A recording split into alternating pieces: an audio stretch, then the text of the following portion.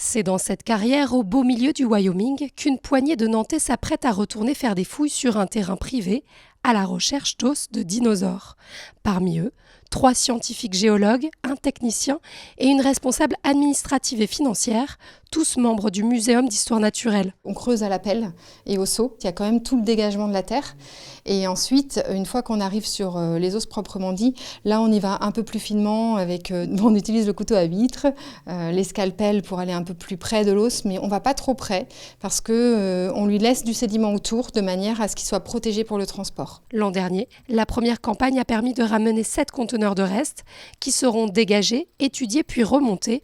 Objectif, reconstituer le squelette d'un grand dinosaure, pièce maîtresse du nouveau Muséum d'histoire naturelle en 2029. Le squelette de dinosaure est un support pédagogique qui suscite l'émerveillement, un objet qui captive.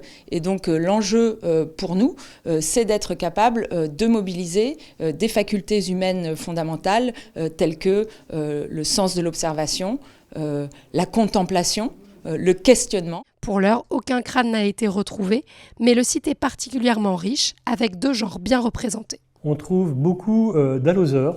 Voilà, ça c'est un allosaure. Et puis la deuxième chose qu'on peut trouver, c'est des sauropodes de ce type-là, par exemple.